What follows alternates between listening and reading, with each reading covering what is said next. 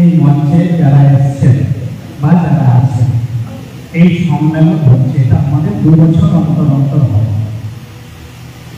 যার জন্য এটা দ্বিতীয় বার্ষিক সম্মেলন না। প্রথম বছর হলে এটা প্রথম দ্বিবার্ষিক সম্মেলন, দ্বিতীয় হলে দ্বিবার্ষিক সম্মেলন, তৃতীয় হলে দ্বিবার্ষিক সম্মেলন। এই সম্মেলনের উদ্দেশ্যটা কি জানেন? এই সম্মেলনে শুধু আমার কথা আপনারা শুনতে আসেন,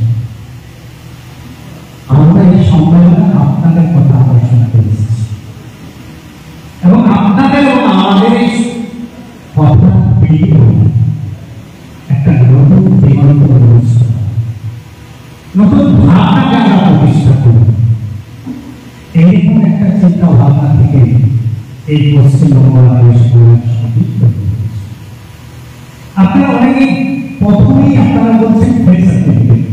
আরে ফেক সার্টিফিকেট আপনি মাথায় দেখেন না, কথায় গলায় চলে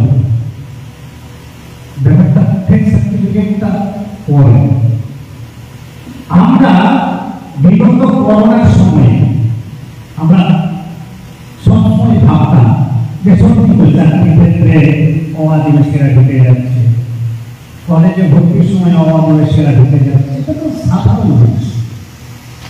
কিন্তু আপনি কি একবারও ভেবেছেন এটা কিছু করার প্রয়োজন আছে? এইরকম কিছু মানুষ আপনারা দেখছেন, বারবার ধরনের মানুষ ওই আসতে পারে বলে একটা অসুবিধা থাকে। তাহলে তাদের মতো কিছু মানুষ প্রথম থেকে ভেবেছে না এটা কিছু করার, সেখান থেকে আমাদের ভাবনাটা এসেছে 2020 সালে নভেম্বর মাসে এটা আমাদের রেজিস্ট্রেশন হয় এবং রেজিস্ট্রেশন পাওয়ার পরে আমাদের মাথায় একটাই কাজ করছে যে আমাদের যে সাংবিধানিক অধিকার আছে, সেই সাংবিধানিক অধিকার হচ্ছে আমাদের পশ্চিমবঙ্গে 6%, আর ভারতবর্ষে অল ইন্ডিয়াতে 7.5%। এই সাংবিধানিক যে অধিকার এটা আপনার চুরি হয়ে যাচ্ছে। শুধু আজকে না, দীর্ঘদিন ধরে চুরি হচ্ছে, আপনারা ভুগতে টের পান। যারা কতিপয় কিছু মানুষ টের পাওয়ার চেষ্টা করেছে তাদের উপস্থিতিতে এই সংগঠনটা তৈরি হয়। তাহলে এই সাংবিধানিক অধিকারকে রক্ষা করার জন্য, সাংবিধানিক ভাবনাকে প্রতিষ্ঠিত করার জন্য পশ্চিমবঙ্গ আদিবাসী কল্যাণ সমিতি লড়াই শুরু করে। কিন্তু এই লড়াই করতে গিয়ে দেখলাম fake certificate is one kind of important problems.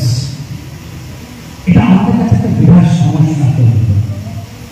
আমরা মনে করি সাংবিধানিক অধিকারকে সুনিশ্চিত করতে গেলে এই ফেক সার্টিফিকেটের মতো কিছু ভুয়ো সার্টিফিকেট থাকলে আমাদের সংবিধানের ঢোকার ব্যাপারটাকে আটকাতে হবে। তাই ফেক সার্টিফিকেটটা এসেছে। এই জন্য স্লোগানে দেখবেন ফাইট ফর এসটিরিগেশন। আমরা প্রথম স্লোগান দিয়েছিলাম ফাইট ফর এসটিরিগেশন, সংবিধানের জন্য আমরা বলছি।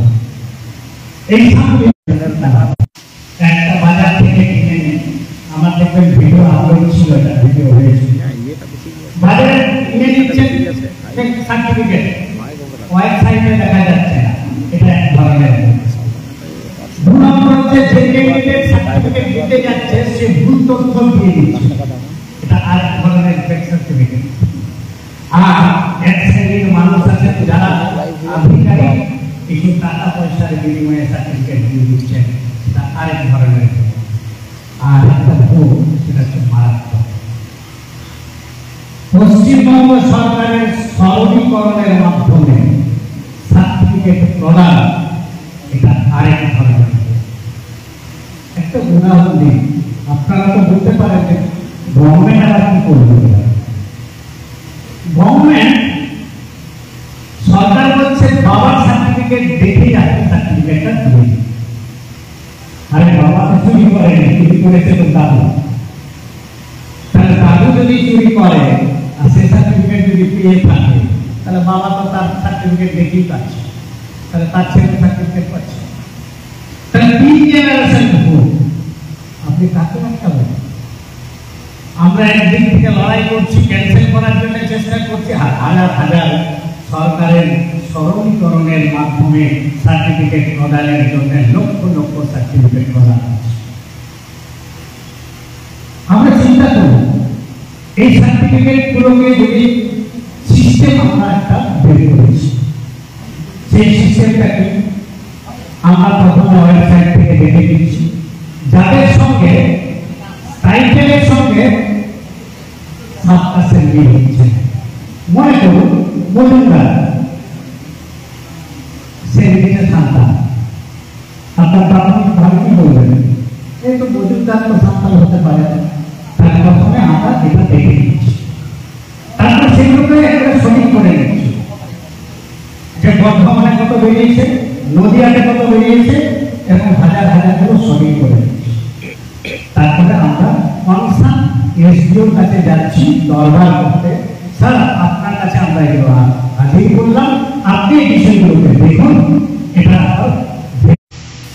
উনি তো বলবেন হ্যাঁ দেখছি না, আদিবাসী ভবন অথবা কৃষিকাণ্ডকে প্রথম একটু তরঙ্গ হচ্ছে।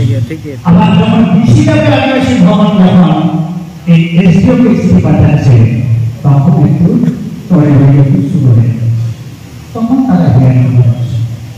এটা একটা সিস্টেম আমরা করছি।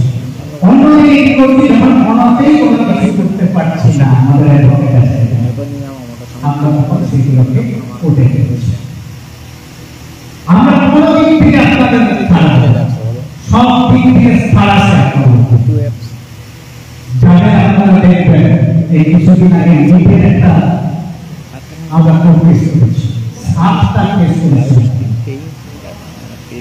আপনাদের মতো মানুষ যদি না থাকতো আমাদের সামনে 7টা কেসকে চালানো সহজ না। এটা ছোট্ট ঘটনা বলে বিকাশ কর্মকাণ্ডে আমি একটা কথা বলতে গেছিলাম।